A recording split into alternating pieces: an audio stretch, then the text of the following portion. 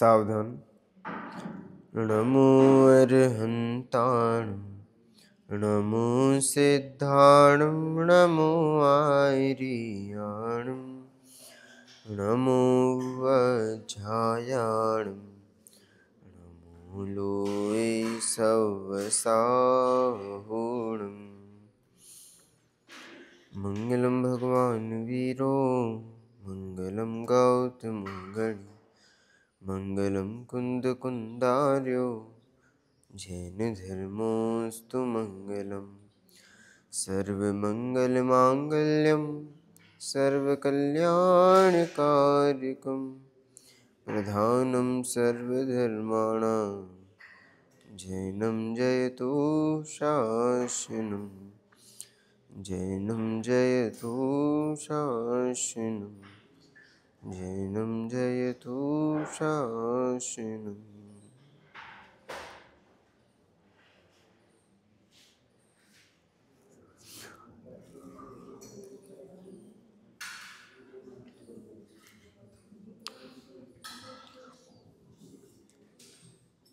पिछली कक्षा में हमने क्या क्या चीज़ें देख ली थी, कहाँ तक चर्चा हो गई थी हमारी?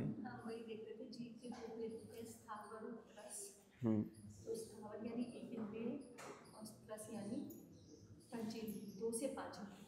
हम्म एक इंद्रिय के 5 भेद थे, पृथ्वी, जल, वायु, अग्नि और वनस्पति।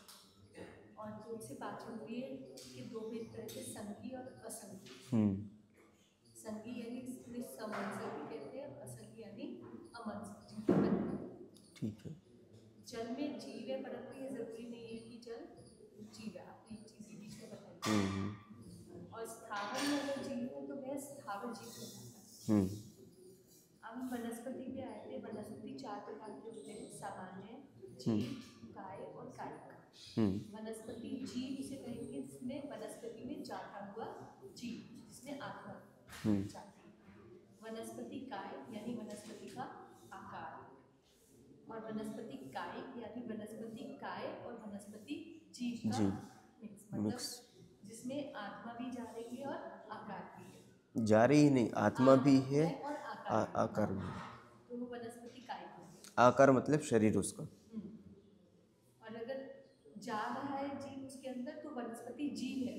हाँ, कायिक मतलब जीव भी आ गया उसके अंदर और आकार शरीर भी है। शरीर भी, तो वो कायिक मतलब पूरा तैयार पूरा तैयार। हाँ, मतलब यदि जीव उसमें जन्म लेने के लिए जा रहा है तो वो उस प्रकार का जीव कहलाएगा। वनस्पति में जन्म लेने के लिए जाए तो वनस्पति जीव, फिर वनस्पति में जन्म ले लिया तो वनस्पति कायिक।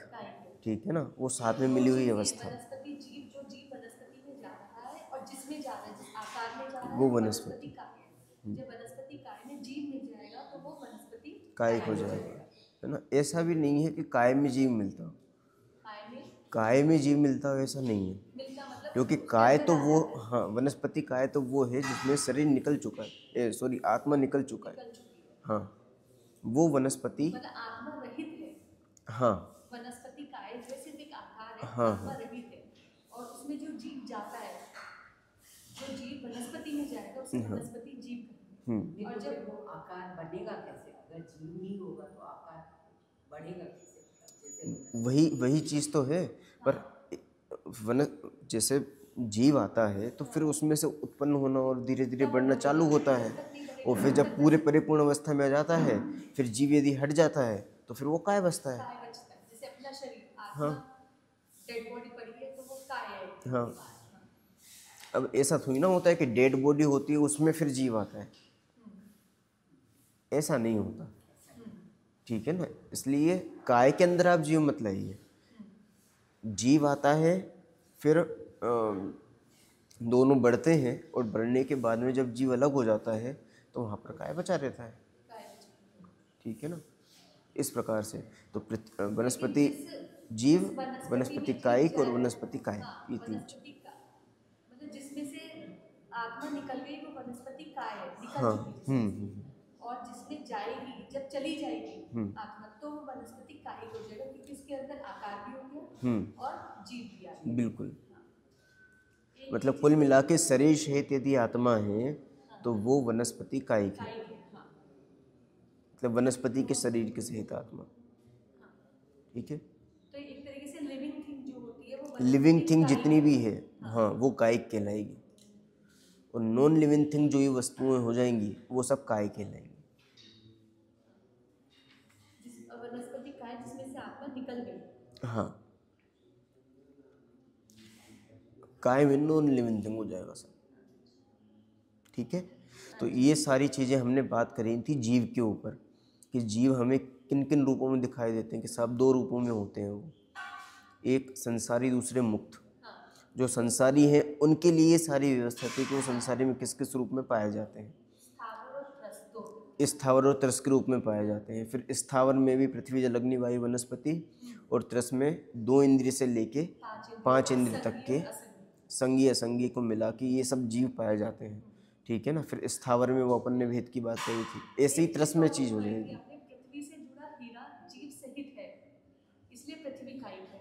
हाँ, परंतु बाहर निकलने पर वह पृथ्वी काय है, क्योंकि उसमें से मतलब जब तक वो पृथ्वी के अंदर होता है, हीरे के अंदर जीव होता है। हाँ, देखो यदि कायिक है, यदि कोई भी कायिक वस्तु है तो उसमें आप समझ लो कि वो बढ़ती जाएगी। अच्छा, ठीक है ना, जो भी चीज़ें प्राण के साथ में हैं वो नॉर्मल सी बात है, वो बढ़ेंगी। जैसे यदि पृथ्वी के बाहर यदि आपने हीरा निकाल लिया वो बढ़ेगा नहीं, पर अंदर है तब तक वो बढ़ता जाएगा। कोयले से धीरे धीरे फिर वो हीरे में बदलेगा, हीरे से धीरे धीरे धीरे धीरे वो बढ़ता भी जाएगा। ठीक है ना, सोना नीचे है बढ़ेगा, बाहर निकलने के बाद सब बंद। ठीक है, मतलब जो भी चीज़ें नीचे हैं वो तो बढ़ेंगी ही ना। ठीक है ना, ऐसे आप देखो जितने भी जमीकंद हैं, जमीकंद लगभग क्यों नहीं खाए जाते हैं? वो इसलिए नहीं खाए जाते हैं क्योंकि वो कायिक होते हैं। कायिक तो होते ही हैं, उनमें अनंत जीव राशि और भी होती है, निगोदिया जीव जो इनको कहते हैं। हाँ, मतलब यदि वो निकल भी गया ना, आपने देखा होगा आलू होता है, आलू को आपने निकाल लिया, अब तो वो खत्म हो गया ना, हो जाना चाहिए क्योंकि जमीन से निकाल लिया अब तो वो खत्म। ठीक है, उसमें जीव निकल गया, पर ऐसा नहीं होता। आलू को आप टोकरी में रख दो तो भी वो बढ़ता चला जाता है, इसका मतलब क्या है? वो अभी भी जिंदा है। बात समझ में आ रही ना? जबकि आप लौकी को रखो, कोई फलों को रखो, वो सूखेंगे, वो बढ़ेंगे नहीं। इससे हमें ये चीज समझ में आती है कि वो जिंदा है। प्याज को आप रखोगे वो गीली बनी रहेगी। बात समझ में आई ना? तो ऐसी कई सारी चीजें, जमीकंद जितने भी होते हैं, हाँ ठीक है ना, इनको मतलब क्यों नहीं खाया जाता है? वो इसलिए ही नहीं खाया जाता है, बहुत सारे लोग नहीं खाते हैं, कई सारे धर्म के लोग नहीं खाते हैं। जो हिंदू धर्म के लोग हैं वो भी इन चीज़ों को नहीं खाते, जैनी लोग होते हैं वो इन चीज़ों को नहीं खाते।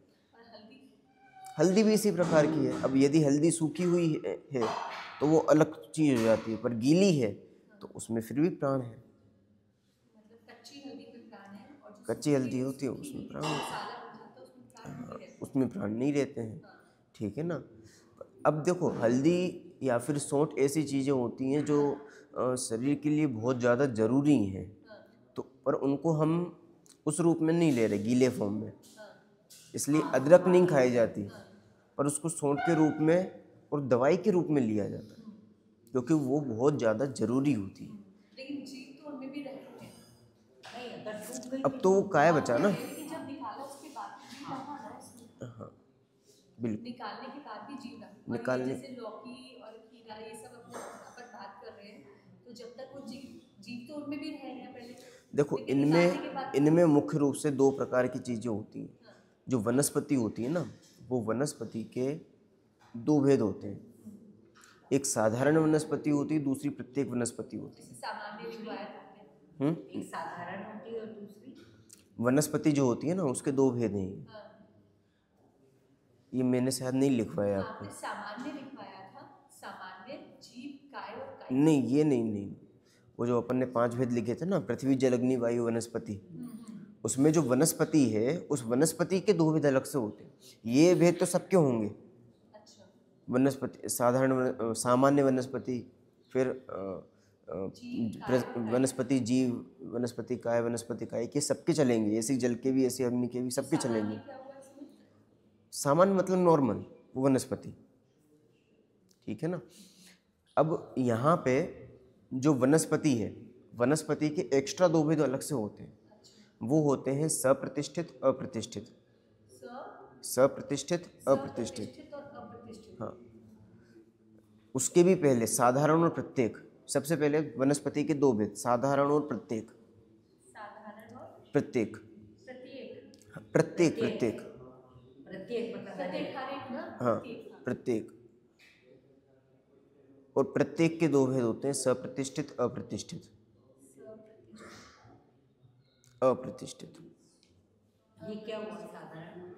साधारण मतलब वो होता है जिसमें एक शरीर के सहारे अनंत जीव रहते हैं, तो ऐसी जो वनस्पति कहलाती है वो साधारण वनस्पति होती है। जैसे जैसे आलू है, नहीं बता रहा हूँ ना मैं, जैसे आलू है, अनंत जीव रहते हैं, वो साधारण वनस्पति है। और जिसमें एक शरीर के सहारे एक ही जीव रहता है वो प्रत्येक वनस्पति है। अब जैसे आलू है, तो आलू एक वनस्पति है, पर उसके सहारे से अनंत जीव रह रहे हैं, इसलिए वो चीज़ कहलाएगी साधारण वनस्पति। और लौकी है, या फिर जो भी गेहूं है, जितने भी अनाज हो गए, जितनी भी सब्जियां हो गई, जितने भी फल हो गए, ये सब कैसे हैं? इनके एक शरीर के सहारे, एक शरीर मतलब वो जो भी उनका पार्ट है, उनके सहारे एक ही जीव रहता है। बात समझ में आ रही ना? तो इस प्रकार से वो चीज़ चलती है। जैसे आलू के सहारे अनंत जीव रहते हैं। हाँ, आलू जितने भी जमीकंद होते हैं वो सब साधारण वनस्पति है। और प्रत्येक में जैसे लौकी, खीरा, टमाटर, टमाटर नहीं, टमाटर में मत लिखिए, लौकी हो गया, खीरा हो गया, और जितनी भी इस प्रकार की वनस्पतियाँ होती हैं, फल हो गए, सब्जियाँ हो गई, अनाज हो गए, इनके एक जीव के सहारे एक शरीर के सहारे एक जीव रहता है।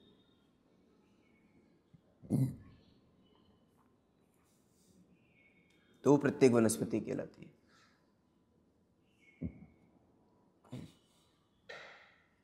ठीक है ना? इस प्रकार से ये चीज़ रहती है। तो अब आलू है, तो आलू में शरीर एक है, पर उसमें अनंत जीव रह रहे हैं। और लौकी है, लौकी का वो भी शरीर एक है, पर उसमें एक ही जीव रह रहा है। ठीक है ना? इस प्रकार से व्यवस्था होती है। और जब हम उसे पृथ्वी से अलग कर देते तो फिर वो जीव नहीं रहता उसके अंदर। आलू को आप अलग करोगे भी तो भी जीव है। नहीं, प्रत्येक वनस्पति, जैसे प्रत्येक वनस्पति, हाँ। अब इसमें सप्रतिष्ठित, अप्रतिष्ठित हो जाते हैं। ठीक है ना? जैसे गेहूं है, जब तक उसमें जल रहेगा, ठीक है ना, तब तक वो सप्रतिष्ठित रहेगी। और जब उसमें से वो सारा जीव निकल जाएगा और तब वो अप्रतिष्ठित हो जाएगी। अब जैसे गेहूं है, तो गेहूं जब उसमें नमी थी तब तक वो सप्रतिष्ठित था, और अब वो बिल्कुल सूख चुका है तो वो अप्रतिष्ठित हो चुका है। ठीक है ना? तो इस प्रकार से भी आप भेद कर सकते हैं। ठीक है, ये सामान्य जानकारी है।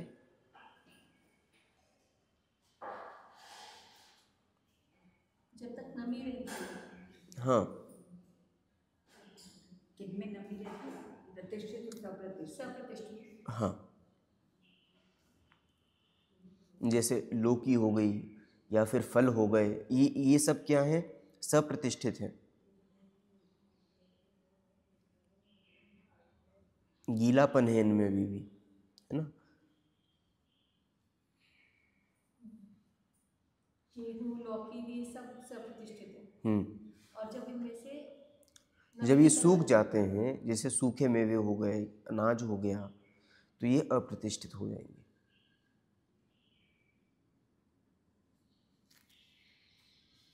ठीक है। तो नमी से क्या मतलब? नमी मतलब वहाँ पर जीव है, भले एक जीव है, प्रत्येक वनस्पति में एक जीव रहता है ना, तो एक जीव है पर जीव है वहाँ पर, लोकी जीव है ना।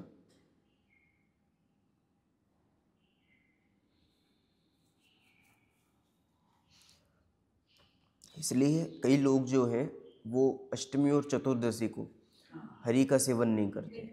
वो उसका कारण यही है कि उसमें एक जीव तो है ना, इसलिए उस दिन सूखे अनाजों का सेवन किया जाता है। सूखे अनाज या फिर ड्राई फ्रूट्स हो गए, तो वो अप्रतिष्ठित हो चुके हैं पूरी तरीके से। तो ये लौकी मतलब जो हरी है वो कभी भी अप्रतिष्ठित नहीं है। हाँ, वो अप्रतिष्ठित नहीं होगी, वहाँ अप्रतिष्ठित एक जीव तो रहेगी रहेगा ही खाने रहेगा। लायक नहीं रहेगी क्योंकि वो सूख जाती है। जब वो सूख जाती है तब वो अप्रतिष्ठित है, क्योंकि हाँ, इसे तो लौकी कैसे सूखेगी? नहीं, खराब तो होती है ना, सूख जाती है हाँ, जब वो। यदि आप वो उसको सुखा लोगे पूरी तरीके से, हाँ। तब वो चीज़ वो कहलाएगी, पर वो खराब नहीं हो। यदि खराब हो जाएगी तो वो तो फिर उसमें जीव उत्पत्ति होगी। तो वो कभी भी अप्रतिष्ठित हो ही नहीं सकती। अब यदि आप लौकी का जैसे अपन फल चिप्स है। होता है, हाँ। चिप्स को यदि आपने उसको किस के और वो सुखा लिया तो वो सड़ती भी नहीं है। हाँ। कौन सी तली हुई चिप्स की बात नहीं कर रहा मैं, सूखी हुई चिप्स की बात समझ कर गए, रहा हूँ। जैसे केले की चिप्स बनाते हाँ, हैं, वो यदि आलू के आपने भी सुखा बनते लिया, हैं। हाँ। आलू तो चीज़ ही अलग हो जाएगी, हाँ, वो तो कभी भी अप्रतिष्ठित होगा ही नहीं। वो तो अप्रतिष्ठित भी नहीं होता है। हाँ। और सप्रतिष्ठित भी, सप्रतिष्ठित मतलब यहाँ पे तो एक जीव की व्यवस्था है, वो तो साधारण वनस्पति में है ना। तो साधारण वनस्पति मतलब अनंत जीव है वहाँ पे। तो ये सूखने पे भी आलू में जीव नहीं खत्म होता। वो चलते ही चले जाते हैं, बढ़ते चले जाते हैं। सूखने के बाद भी आलू कैसा भी रहे, उसमें लगातार जीवों की उत्पत्ति होती है।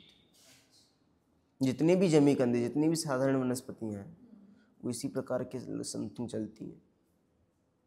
ठीक है ना। आप क्या बोल रहे हैं, जितने भी जमीकंद होते हैं, हाँ, तो फिर तो हल्दी सौंठ इनमें भी जीव रहता है सूखने के बाद। ये देखो, हल्दी सौंठ का इस प्रकार से है कि वो औषधि के रूप में यूज़ करते हैं अपन, ना कि स्वाद के रूप में। नहीं, वो तो बात ठीक है, वो तो हमारी कन्वीनियंस हो गई कि हमें जरूरत है इसलिए हम औषधि को करते हैं। लेकिन इसीलिए कर रहे हैं ना क्योंकि उसमें जीव खत्म हो गया, वो सुखाने के बाद में हम इस प्रकार से लेते हैं उस चीज़ को। तो जीव नहीं रहते उसमें। देखो, जीव एक्चुअल में सूखी हुई चीज़ में वो चीज़ नहीं देखी जाती है। अब वो हम अपनी तरफ से कह रहे हैं बस, ठीक है ना, वास्तव में तो लेने योग्य नहीं है वो चीज़ें, है ना। पर वो अब चूँकि एकदम ज़रूरी है, ज़रूरी में भी ज़रूरी है, इसलिए वो चीज़ ली जा रही है। और यदि आपको चलता है तो नहीं लेना चाहिए, जो भी, ठीक है ना। वो आपके हिसाब से चीज़ें निर्भर करती हैं कि आपको क्या करना है, क्या नहीं करना है। कई लोग व्रत में हल्दी नहीं खाते। हाँ, व्रतों में हल्दी नहीं चलती, वो उसका कारण यही है। व्रतों में सौंठ, हल्दी, कोई भी जमीकंद, कोई भी इस प्रकार की चीज़ें नहीं चलती हैं।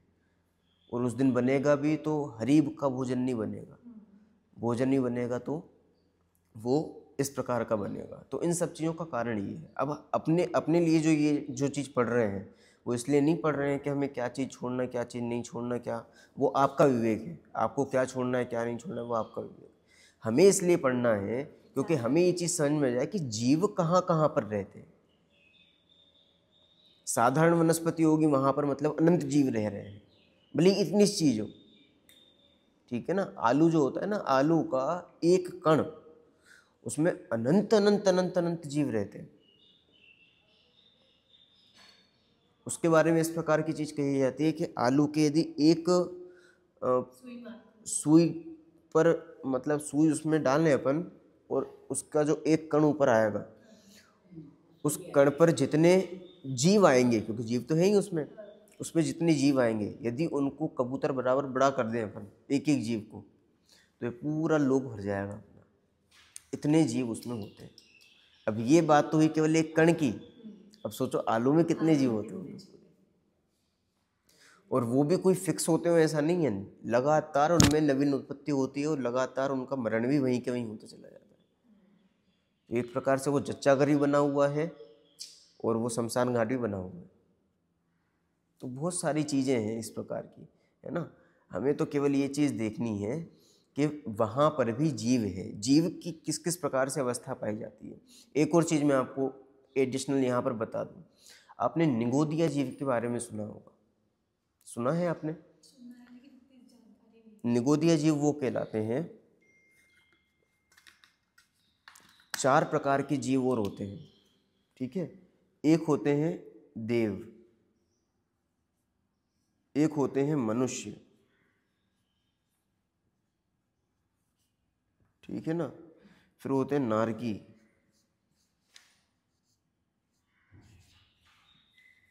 और एक होते हैं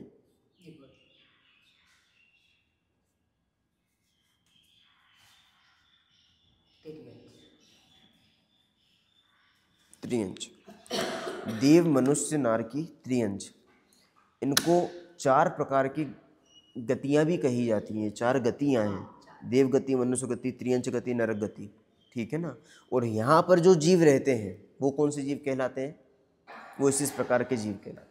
यदि कोई देव गति में रह रहा है मतलब वो देव गति का जीव है, यदि मनुष्य गति में है तो वो मनुष्य गति का जीव है, नरक गति में नरक गति का, त्रियंच गति में त्रियंच गति का जीव, ठीक है। तो वो 4 चीज़ें में बताई थी वो तो है ही हैं। जो वहाँ पे पंचेंद्रिय है उन पंचेंद्रिय के 4 भेद हैं, ये समझ लीजिए।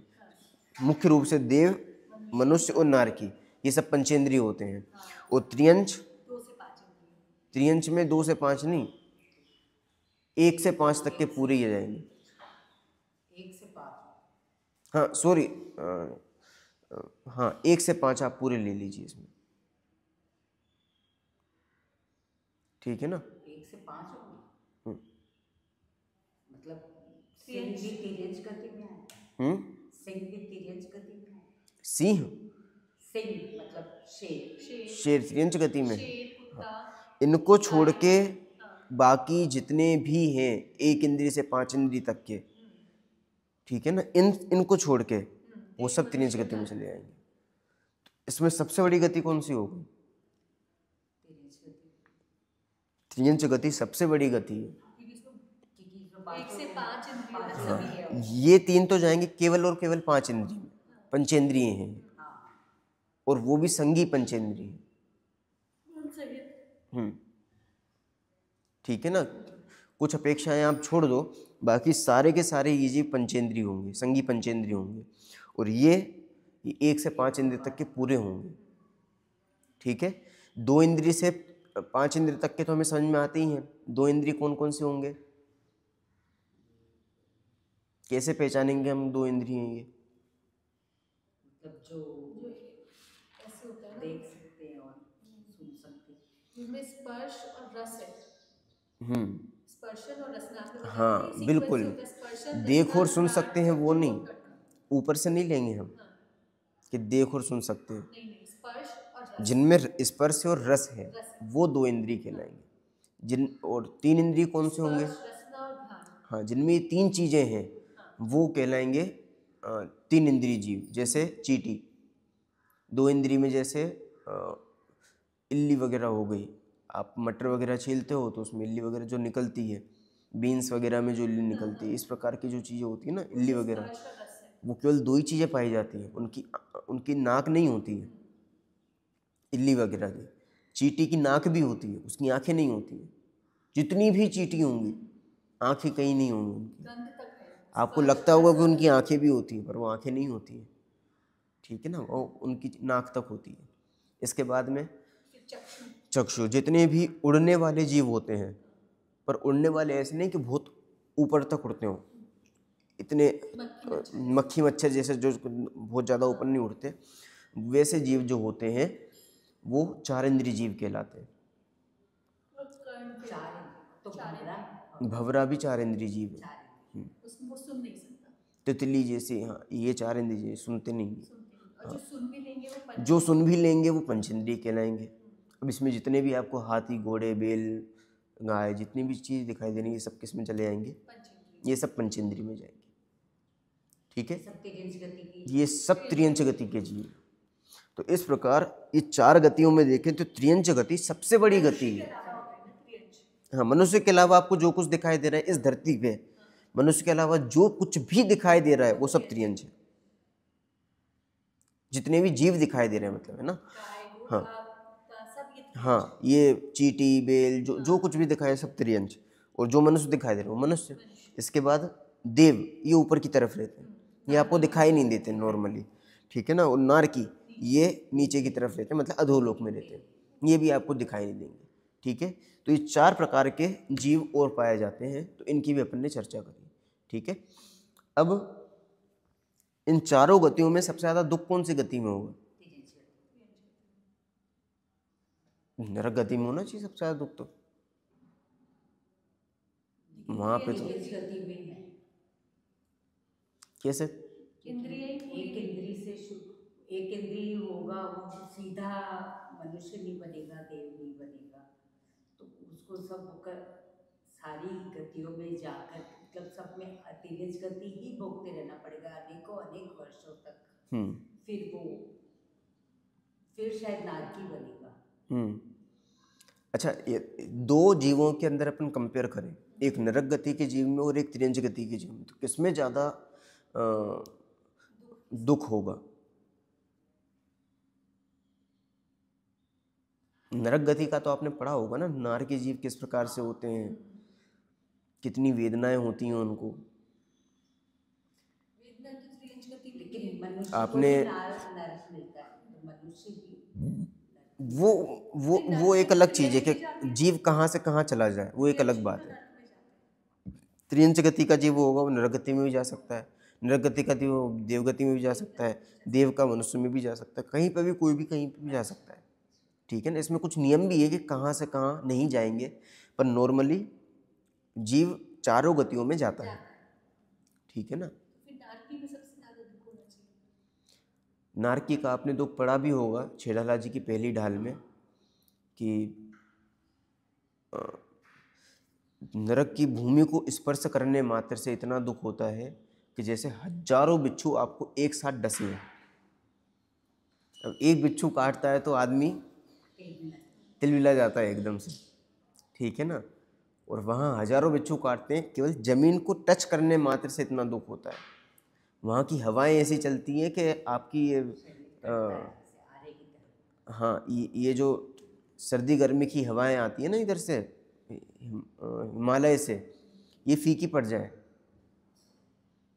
भयंकरतम गर्मी और भयंकरतम सर्दी वहाँ पर पाई जाती है। खाने को आपको एक अन्न का अनाज नहीं मिलेगा, और पानी को पीने को लिए पानी की एक बूंद तक नहीं मिलेगी। बात समझ में आ रही है ना। और बहुत सारी चीज़ें वहाँ पर लिखी हुई हैं। हवा यदि चलती है तो पेड़ के जो पत्ते गिरते हैं, वो पत्ते ऐसे होते हैं आरे जैसे, नीचे आप हवा लेने के लिए बैठोगे को पत्ता गिरे और आपके शरीर के 2 टुकड़े हो जाए। भूख इतनी ज़्यादा लगती है कि पूरे 3 लोग का जितना भी अनाज है वो एक बार में पूरा खा जाए, फिर भी शांत नहीं। और प्यास ऐसी लगती है कि पूरा पानी पी जाए तो भी वो चीज़ ख़त्म नहीं है। ना तो पानी मिलता है, ना अपन को खाना मिलता है, ठीक है ना। और वेदना होती है वो अलग। ये जो पूरी शरीर है, पूरा शरीर पूरे बिखर जाता है, कोई काटता मारता है तो फिर जुड़ जाता है, फिर बिखर जाता है, फिर जुड़ जाता है। बताओ, एक बार हाथ कटे कितना दर्द होता है। हाथ कटता है फिर जुड़ जाता है, फिर कोई काट के चला जाता है, फिर जुड़ जाता है, चलता रहता है ऐसे। तो काटने वाला भी तो नरक में होता है। वो भी नरक में ही होता है, वो अपने शत्रु टाइप के जो भी होते होंगे वो होते होंगे, ठीक है ना। अब इसमें भी चीज़ क्या रहती है कि चलो अभी अपन शांति से बैठे हुए हैं, इतने में आपको याद आया कि इनने तो ऐसा ऐसा किया था मेरे साथ में, वापस से लड़ाई चालू हो जाती। बस मतलब शांति कहीं नहीं है वहाँ पे। तो एक तो ये दशा है, और दूसरी त्रियंच दशा है। किसमें ज़्यादा दुख होगा?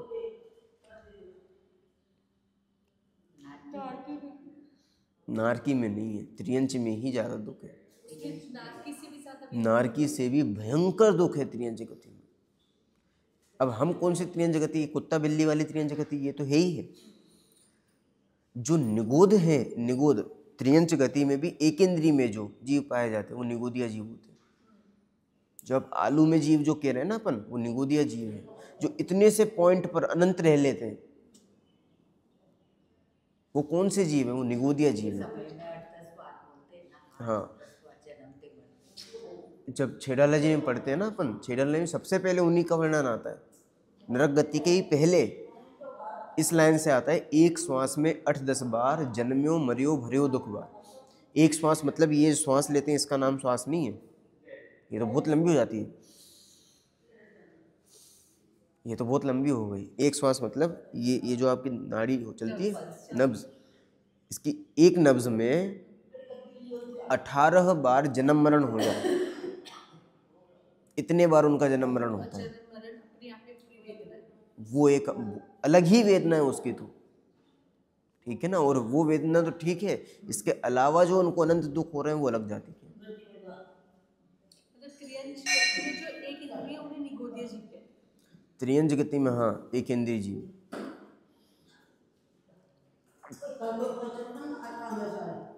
वो जरूरी नहीं है निगोदी हो, वो ये इस प्रकार के भी हो सकते हैं, एक इंद्रिय, दो इंद्रिय, तीन इंद्रिय।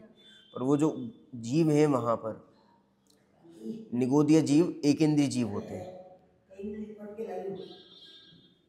बात समझ में आ रही है? अभी इनका पूरा विस्तार हर जगह पर है, यहाँ पर भी निगोदिया जीव भरे पड़े हैं। ऐसा नहीं है कि निगोदिया जीव केवल नरकों के नीचे हों, नरकों के नीचे भी एक जगह है पंचगोलक करके, अपने सांस में भी तो कहते हैं कि अपने सांस में भी वो चीज़ आती है।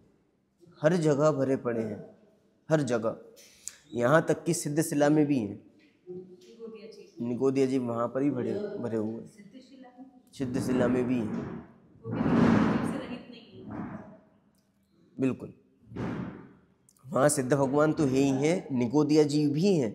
इसलिए हम जो इस प्रकार की भावना कभी कभी करते हैं ना कि साहब हमें तो मोक्ष, हमें तो सिद्ध शिला पर जाना है, सिद्ध शिला पर जाना, 8वीं पृथ्वी पर जाना है, तो ऐसा कभी आप बंद बांध लोगे तो निगोदिया जीव के रूप में जाना पड़ेगा। क्या बोले आप? मतलब इस प्रकार का होता है ना। अपने सोचते हैं ना कि हमें भी सिद्धशिला पे हम चले जाएं, तो ऐसा भी बंद नहीं बांधना है, पता चला हम निगोदिया जीव बन गए। अच्छा, ठीक है ना। आप यदि मोक्ष के रूप में जाओगे तो वो अलग चीज़ है, सिद्धशिला पे नहीं जाना, मोक्ष अलग चीज़ है, सिद्ध शिला अलग चीज़ है, सिद्धशिला पे नहीं बहुत जाना, अलग अपने को अलग मोक्ष चीज़। प्राप्ति चाहिए। सिद्ध शिला तो एक प्रकार की एक पृथ्वी टाइप की है, एक जगह टाइप की है, और मोक्ष अपनी एक अवस्था है, दोनों में जमीन आसमान का अंतर है, ठीक है ना। ये बात अलग है, जिनका मोक्ष हो जाता है वो सब सिद्ध शिला पर है। समझ गए? बात समझ में आई ना। वो सिद्ध शिला 8वीं पृथ्वी कहलाती है। स्वामी है वो तो सिद्धशिला में ही विराजमान होंगे। हाँ, जो भी मोक्षगामी जीव वो सब सिद्ध शिला पर है, तो अपने पर को सिद्ध शिला में अकेले मोक्षगामी हो ऐसा नहीं है। ऐसा नहीं है, तो अपने को मोक्ष की भावना भानी, सिद्धशिला पे जाने की भावना। हाँ, बात समझ में आ रही ना। मोक्ष एक अलग चीज है, वो अपनी ही शुद्ध अवस्था का नाम है मोक्ष, ठीक है ना। उसके बारे में जब हम 7 तत्व की बात करेंगे तब पढ़ेंगे। मोक्ष तो अपनी ही शुद्ध पर्याय का नाम है, और सिद्ध शिला तो जगह है बस। वो एक जगह है जहाँ पर सिद्ध भगवान निवास करते हैं, पर अकेले सिद्ध निवास करते हैं ऐसा नहीं है, क्योंकि प्रायोरिटी उनकी है ना। बाकी निगोदिया जीव बड़े बड़े हैं वहाँ पर, बहुत सारे हैं, ठीक है। तो इस प्रकार हम देखते हैं कि निगोदिया जीव एक एक जगह पर हैं, हर जगह पर उनका निवास है, ठीक है। तो ये सारी अपन ने बात करी जीवों की, कि जीव कहाँ कहाँ पर पाए जाते हैं, कैसे कैसे पाए जाते हैं, और साथ में ये भी चीज़ देखी कि नरक गति से ज़्यादा दुख किस गति में है, त्रियंच गति में है, ठीक है ना। और उसके बाद फिर मनुष्य गति, देव गति में। तो दुख तो हर जगह ही पे है, बस इतनी चीज़ बतानी थी आपको कि नरक गति से भी ज़्यादा कोई दुखदायी गति है, और वो कौन सी गति है, त्रियंच, ठीक है। चलो, और वो तिर्यक जीव मतलब तिर्यक गति में होते हैं, वो वही खुश रहते हैं। देखो ये गजब की चीज़ है कि जहाँ पर हमारा जन्म होता है ना, वहाँ पर हम खुश हो जाते हैं।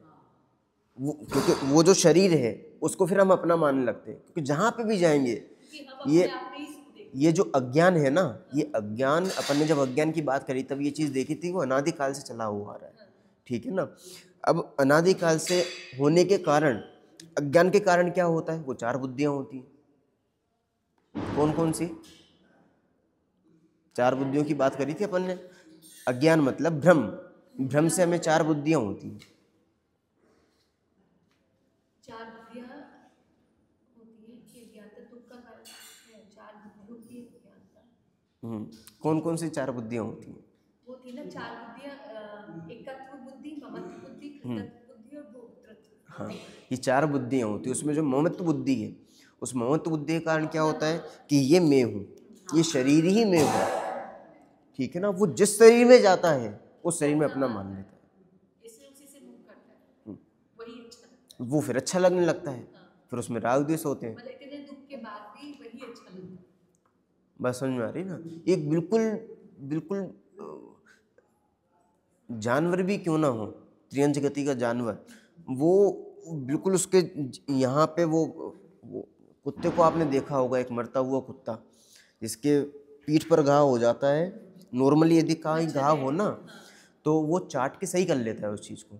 लार में इतने सारे एंजाइम्स होते हैं जो घाव को भरते हैं, ठीक है ना, तो वो चाट लेता है तो सही हो जाता है। पर अब इधर कैसे चाटे? इसलिए आपने वहाँ देखा होगा कि उसका घाव बढ़ता चला जाता है। और फिर जो घाव है यदि आपने उसको गहराई से देखा हो बहुत अच्छी तरीके से, ठीक है ना, वैसे देखना बनता नहीं है क्योंकि भयंकर बदबू आती है, भयंकर। उसमें लगातार इतने कीड़े पनपते कि आप कल्पना नहीं कर सकते हो। और वेदना जो उसको होती होगी वो तो कल्पना की बाहर है।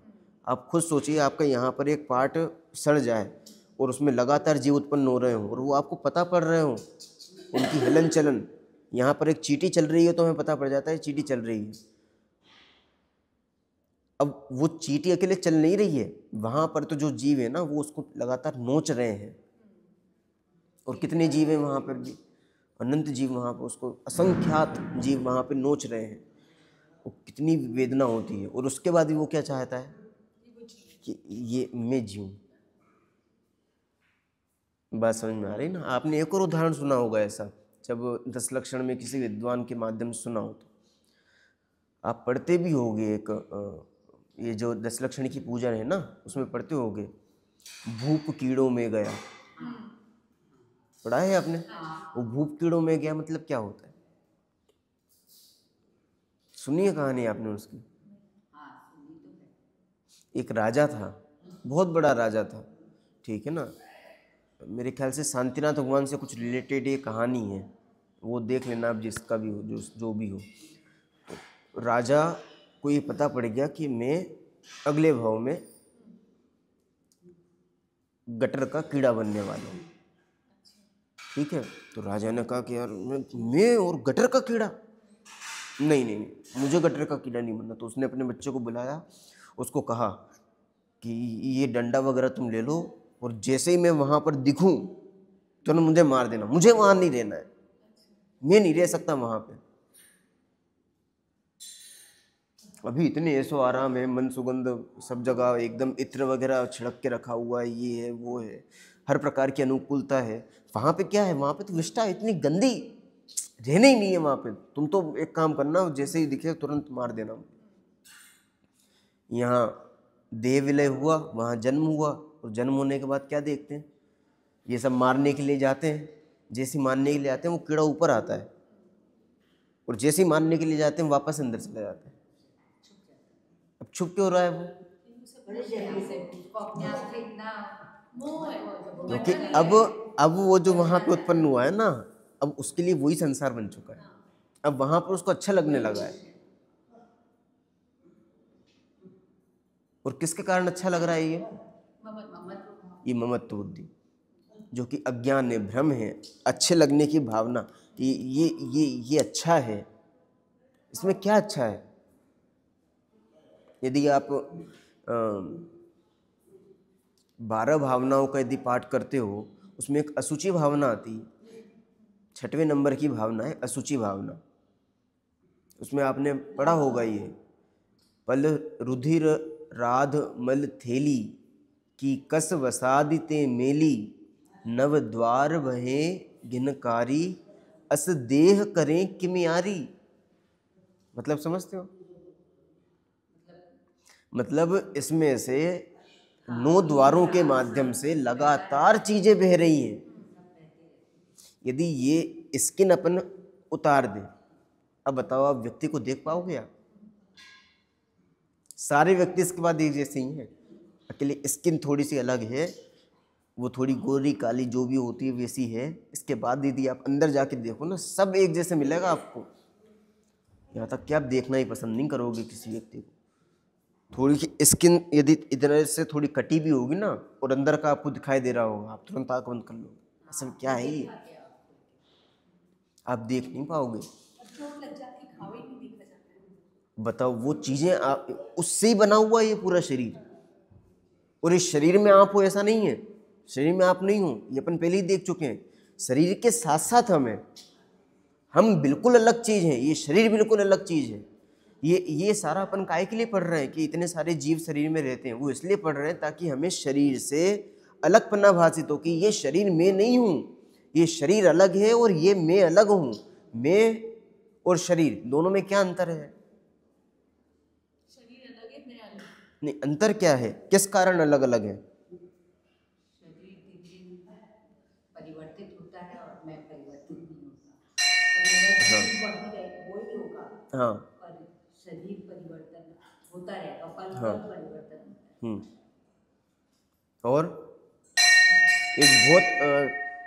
एक दो क्लास पहले मैंने आपको उदाहरण दिया था और बताई भी थी ये चीज़ें आपको मैंने। इसमें जो मूल अंतर है, वो मूल अंतर क्या है? शरीर और आत्मा में कोई बात, इन दोनों में मूल अंतर क्या है शरीर और आत्मा में?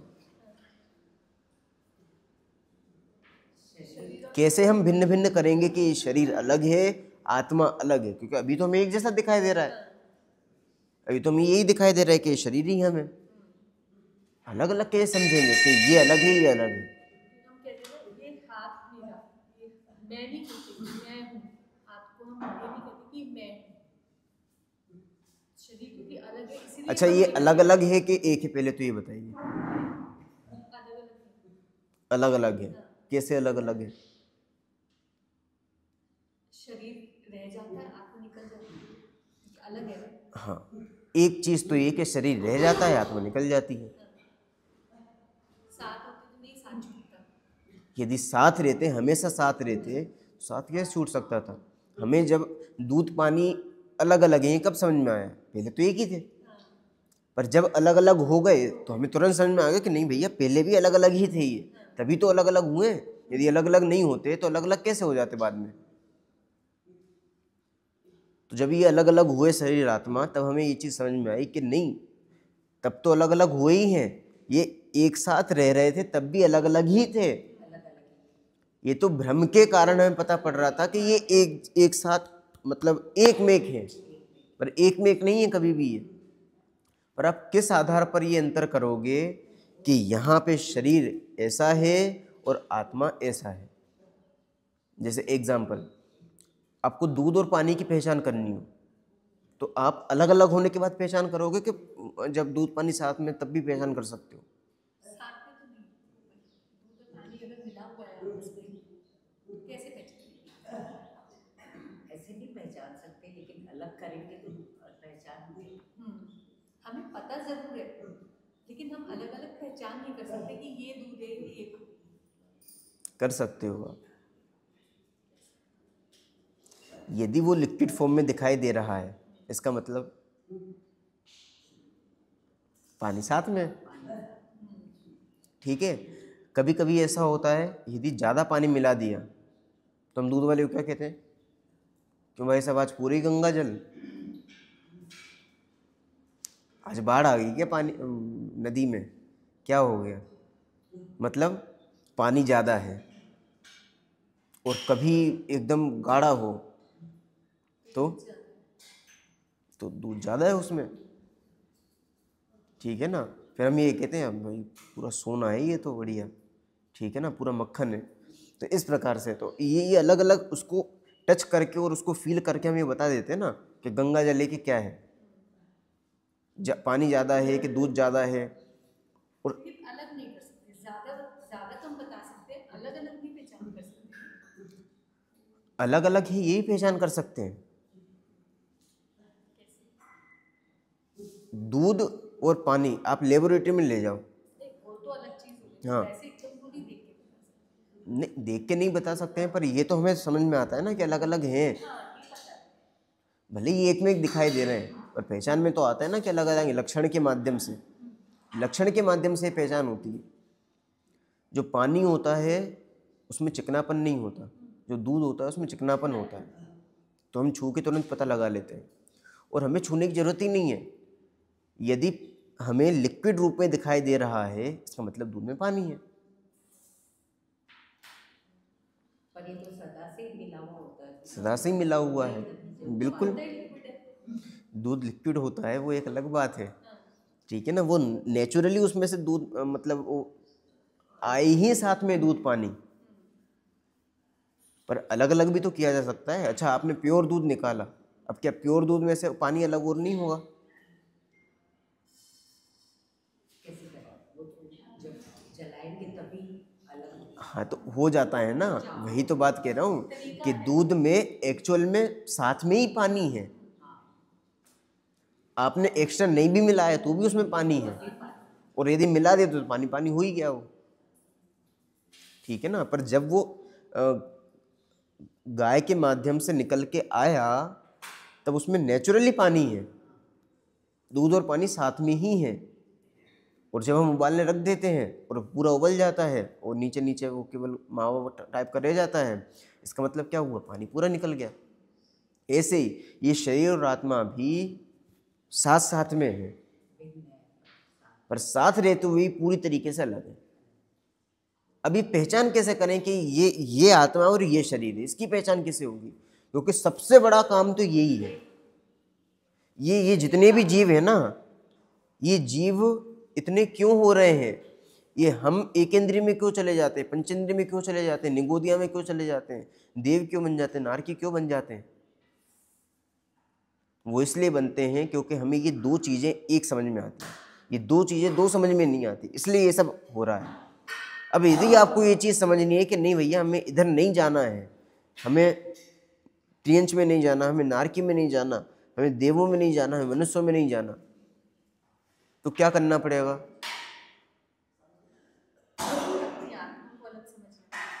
अपने को अलग समझना पड़ेगा, तब आप सेपरेट रह पाओगे। हाँ, अज्ञान पूरा खत्म करना पड़ेगा, ठीक है ना। पर अज्ञान हो किसके कारण रहा है? वो तो चार बुद्धियां ही अज्ञान है, ठीक है ना। जब हम इस शरीर में अपनापन करते हैं, यही तो अज्ञान है। तो हम इस शरीर को अपना मान रहे हैं, तभी तो ये सारा सब कुछ हो रहा है। बात समझ में आई ना? दोनों को अलग अलग नहीं कर पा रहे हैं, दोनों को एक मान रहे हैं, इसलिए तो ये अज्ञान हो रहा है। एक मानना ही अज्ञान है। बात समझ में आ रही है?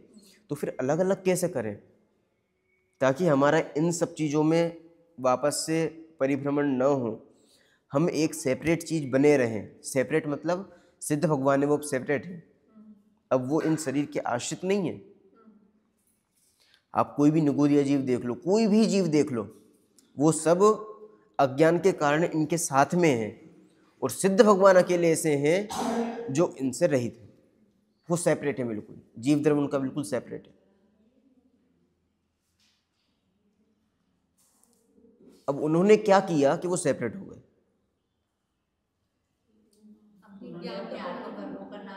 हाँ, उन्होंने अपने आठों कर्मों का नाश किया। आठों कर्मों का नाश कैसे हुआ? अज्ञानता खत्म कैसे करी? मोह कैसे छोड़ा?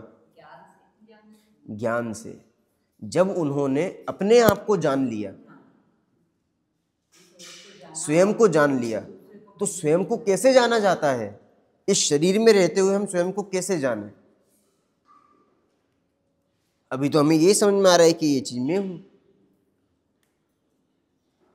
तो मैं में एक्चुअल में मैं पना कैसे होगा? हम ये कैसे पहचाने कि मैं कौन हूं शरीर में रहते हुए? क्योंकि यदि इतनी चीज समझ जाएंगे तो थोड़े टाइम बाद वो कंडीशन हो जाएगी कि हम भी सिद्ध भगवान हो जाएंगे। ये चीज कैसे समझें?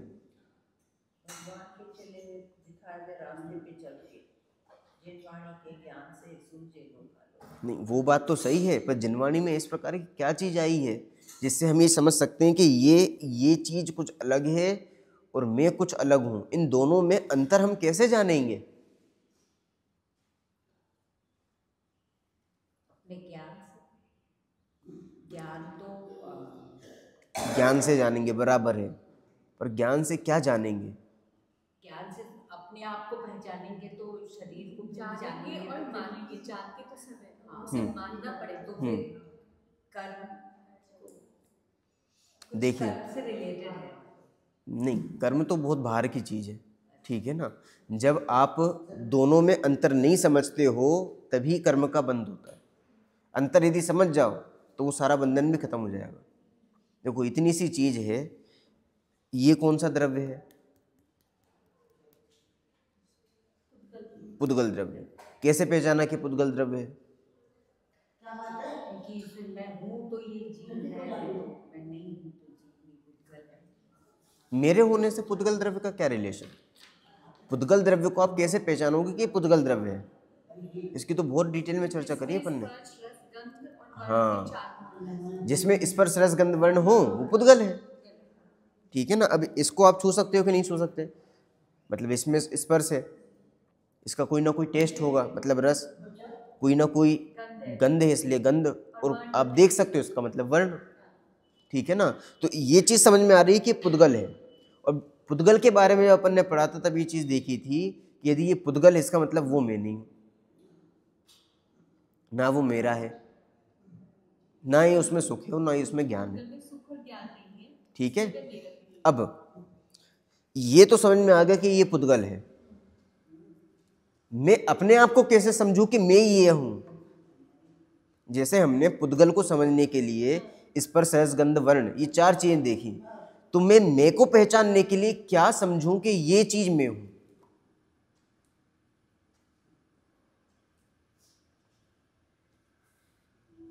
बहुत महत्वपूर्ण चीज है।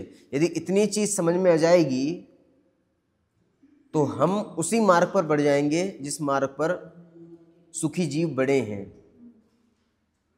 सिद्ध जीव बड़े हैं। क्या चीज है वो बताइए?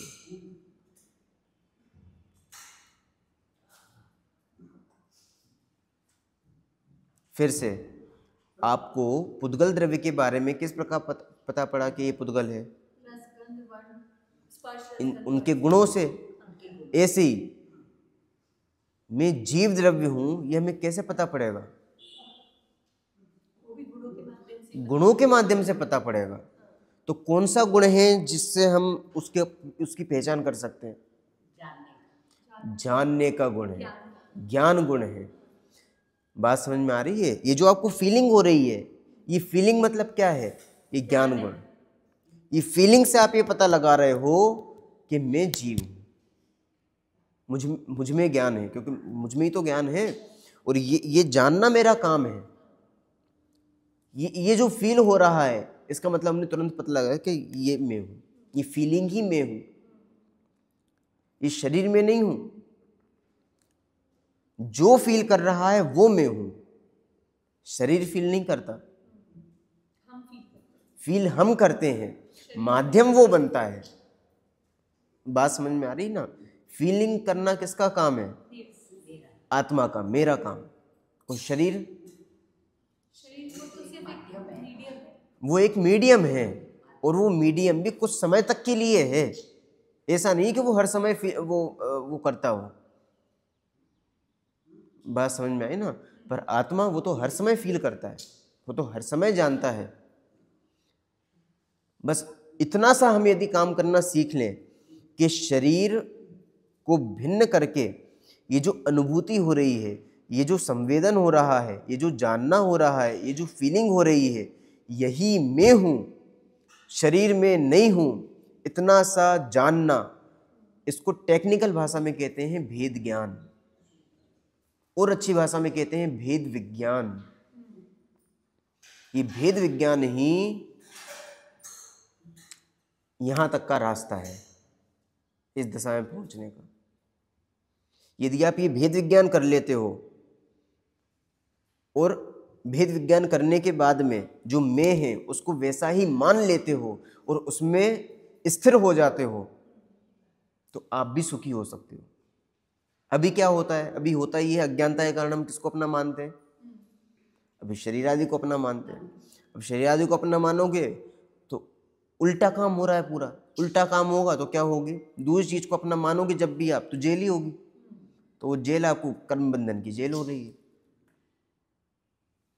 अब जब उससे भिन्न आप अपने को अपना मानोगे और अपने में स्थिर हो जाओगे तो क्या होगा, आप सुखी हो जाओगे। सुखी होने का पूरे वर्ल्ड में केवल एक ही उपाय है, अपने आप को जानना। इस शरीर से बोलने में बोलते हैं अपने आप को जानना, देखना, देखना क्या हुआ? देखना मतलब आंखों से देखने का नाम देखना नहीं है। देखने का मतलब होता है दर्शन गुण। दर्शन गुण का काम है देखना। देखना मतलब ये जो आंखों से दिखाई दे रहा है ना, ये देखना नहीं है। देखना मतलब होता है, दर्शन मतलब होता है सामान्य प्रतिभास। ये सामान्य प्रतिभास हमारे ज्ञान का विषय नहीं बन पाता, पर जो भी जानना होता है उसके पहले दर्शन अवश्य होता है। दर्शन मतलब फिर से देखना नहीं है, ठीक है। दर्शन गुण अपनी तरफ अपना गुण है, आंखों का गुण नहीं है। देखना अलग है, दर्शन अलग है। दर्शन गुण है, देखना आंखों का काम है, ठीक है। दर्शन मतलब होता है सामान्य अवलोकन, सामान्य प्रतिभास। हाँ, जानने के पहले जो स्टेज होती है ना, वो दर्शन गुण का काम है। अब वो हमारे ज्ञान का विषय नहीं बनती, इसलिए अपन उसके बारे में ज़्यादा नहीं देख रहे अभी, ठीक है। तो आज हमने कुल मिला के डिस्कशन किया कि जितने भी जीव हैं वो इस रूप में पाए जाते हैं। चाहे आप 5 इंद्रियों के रूप में लो, 5 इंद्रियों में पंचेंद्रिय के रूप में ले लो, 5 इंद्रिय, चतुरेंद्रिय, 3 इंद्रिय, 2 इंद्रिय, 1 इंद्रिय में पृथ्वी जल अग्नि वायु वनस्पति, उसमें भी साधारण, प्रत्येक, सप्रतिष्ठित, अप्रतिष्ठित, ये सारे इन सब के रूप में ले लो, या फिर देव नार के त्रियंच मनुष्य, इन सब के ले लो। किसी भी रूप में जितने भी जीव हैं वो सब इन रूपों में रहते हैं। और दूसरे मुक्त हैं जो इन सब शरीरों से रहित केवल अपने में रहते हैं। तो ये 2 प्रकार के जीव हैं। तो इन जीवों की चर्चा अपन ने करी, और साथ में ये चीज़ देखी कि मुक्त जीव और संसारी जीवों में मूल फर्क काय का आया, कि इनके साथ शरीर सहित था, उनमें शरीर नहीं है, ठीक है ना। और शरीर क्यों साथ में था, क्योंकि अज्ञानता थी। अज्ञानता जब तक रहेगी तब तक शरीर आपके साथ में ही है, और अज्ञानता खत्म होने के बाद में वो शरीर धीरे धीरे खत्म हो जाएगा आपका। अब केवल आप ही बचोगे। तो सिद्ध भगवान इसलिए शरीर रहित है, ठीक है। अब इसमें एक और चीज अपन ने क्या देखी है, एक और चीज ये देखी है कि यदि हमें सिद्ध भगवान के मार्ग को तय करना है, हमें भी सिद्ध भगवान बनना है, या फिर हमें भी सुखी होना है, तो क्या करना पड़ेगा। हाँ, अज्ञानता को खत्म करने के लिए क्या करना पड़ेगा, ज्ञान करना पड़ेगा। किस चीज का ज्ञान करना पड़ेगा, बस इतना सा ज्ञान करना पड़ेगा कि ये शरीर अलग है, क्योंकि ये स्पर्श रस गंध वर्ण वाला है, इसके गुण अलग हैं, इसलिए ये भी अलग है, और मैं अलग हूँ। क्यों, क्योंकि मैं तो जानने देखने वाला हूँ, मैं फील करने वाला हूँ, मैं संवेदन करने वाला हूँ, मैं क्या कहो, संचेतन करने वाला हूँ, अनुभव करने वाला हूँ, जानने देखने वाला हूँ, ज्ञाता दृष्टा हूँ। तो ये चीज़ें मेरी हैं। बात समझ में आई, ये चीज़ पूरी क्लियर। ये जब आप दोनों में अंतर करोगे यहाँ बैठे बैठे ही, तो आपको इसको अपन टेक्निकल शब्द में क्या नाम दिया, ये दोनों को अलग अलग करने का नाम। अलग अलग करना मतलब अलग अलग करना नहीं है, अलग अलग करना मतलब अलग अलग जानना, अलग अलग अनुभव करना, अलग अलग मानना। उसका नाम क्या है, इसका नाम है भेद विज्ञान। टेक्निकल भाषा में इसको भेद विज्ञान कहते हैं, दोनों को अलग अलग मानने का नाम। किसकी, वेद विज्ञान की परिभाषा, शरीर से भिन्न आत्मा को सही रूप में जानना, मानना, अनुभव करना।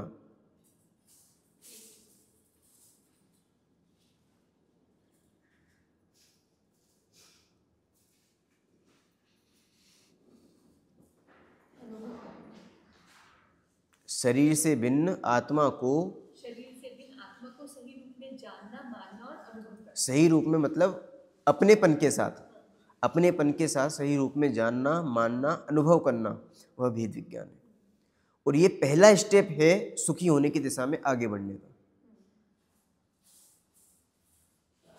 क्योंकि हम और ये भेद विज्ञान ऐसा नहीं है कि आप शरीर और आत्मा को अलग अलग कर दोगे, रहेंगे एक साथ ही, पर लक्षण के आधार पर आप पहचान लोगे कि ये जो दिखाई दे रहा है इसका मतलब पुद्गल है, और पुद्गल द्रव्य मतलब ये मैं नहीं हूँ। मैं कौन हूँ? जो फील कर रहा है वो मैं हूँ। यही तो हमें धीरे धीरे सीखना है। आप जब भी शांति से बैठे हो या फिर कोई भी काम कर रहे हो, आप ये चीज़ देख सकते हो कि मैं तो केवल फील कर रहा हूँ, मैं तो केवल जान देख रहा हूँ, और बाकी ये सारे काम ऑटोमेटिक हो रहे हैं। ये शरीर के काम हैं,